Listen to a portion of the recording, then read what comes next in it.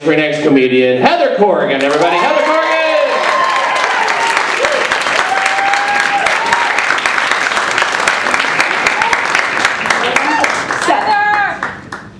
I'm a class mom, a den mom.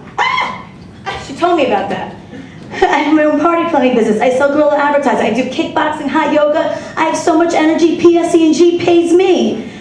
You guys remember a couple years back, Hurricane Sandy? Right? No energy, no power. Blackouts everywhere. Not me, I was still buzzing around. I had desperate neighbors of mine trying to plug their appliances up my ass, trying to feed off of my energy. I was like a walking generous, like, get off me. Oh, I swear, so everyone's like, Head, how do you do it? 2 kids, I don't understand everything you do. What are you on? I'm not on anything, I tell them. I drug my kids. The secret to my success, Mikey Corrigan. I married a non-Jew. And my parents always said, marry a nice Jewish doctor or lawyer for what? So we whine together, nothing gets done? Now when I whine, the shit gets done. I'm Jewish from Long Island, 5 towns. Right, whining's the first language we learned, then English. So, get married, have a couple of kids, move to fancy schmancy Oradell, Bergen County. 25 grand in taxes, you know what that gets you? No fucking school buses, it's horrible. You try to drop your kid off. Moms and dads, gotta be politically correct these days, all dropping their kid off, 900 of them. At the same time, 8:35 a.m. they drop off their kid, 9 a.m. they're in line for a 3 p.m. pickup. That's what they do all day. It's like those people that wait in line at the Apple store. At least at the Apple store you get something cool, like an iPad mini. Here you get the same fucking kid at the end of the day. Oh, it sucks. I tell you. So, you ever notice how Jews love Chinese food? You ever hear a Chinaman say, I'm dying for a piece of gefilte fish? Never! It'd be nice if the Asian community showed us a little payback, you know, maybe ate a blinza or kugel on the Chinese New Year, or named a few platters after us. The Muju platter, Juju pork, Egg Ju Young. A little recognition would be nice. But I gotta give the Asians credit. Everything they do gets done in 15 minutes. I don't know how they do it. I could be ordering lunch for myself, I could be ordering dinner for every Jew in Bergen County on Christmas Eve, and still it gets done in 15 minutes. How do they do it? I don't understand. It's just one lonely Asian guy over the wok. It's not like they bring in extra help. I said one day I'm going to be like my Asian friends and cook dinner for my family in 15 minutes. It was horrible. My kids were sick with salmonella poisoning on the floor for weeks. I don't know how the Asians do it. It must be an old Asian secret. And you ever notice that every deli you go to, no one speaks a word of English, but they all say salt, pepper, ketchup? How does every deli know to say salt, pepper, ketchup? Is this a language they're taught? Bagelese? I don't get it. It makes it difficult if you want to just order salt and ketchup.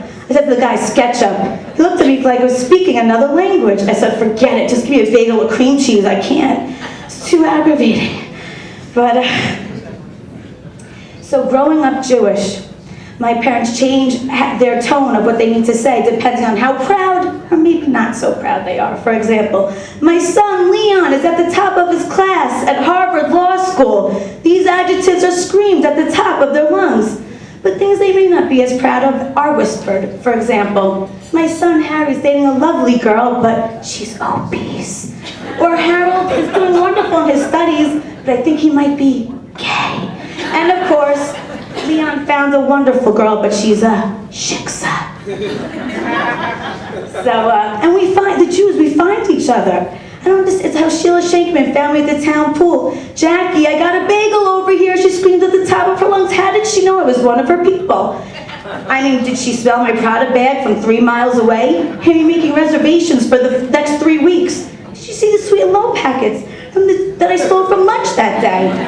I don't know. We find each other. You ever notice how people are so scared to say certain things? I'm talking to my friend Dawn. She's like, Heather, you know Sheila from Temple? No. You know Sheila? She has brown hair, brown eyes? No. She's pregnant. She has 2 little boys. You talk to her all the time? No. Oh, she's black, for God's sake. Oh! Well, why didn't you say it in the first place? Of course I know who you're talking about. It'd be like me trying to describe my neighbor's baby with leaving the key word out. Baby, he's short, he shits in his pants, he drools on himself, he likes to wear a one-piece, prefers boobs. Get the idea. So I entertain a lot. And everyone's always so great. They bring delicious dishes, amazing. Except for my one friend, Sheila Shankman. She always comes in empty-handed. Not only does she come in empty-handed, she feeds her family off my food for 3 weeks. One day, Sheila Shankman walked out in the middle of a party with a whole tray of baked ziti. So the last party, Sheila Shankman comes in. She's carrying a bag. I'm so excited. I said she Pinterest some really great dish. She's gonna make up for all those times that she came empty-handed. My mouth is drooling. I grabbed the bag. Wouldn't you know it's an empty Tupperware so Sheila could load up? All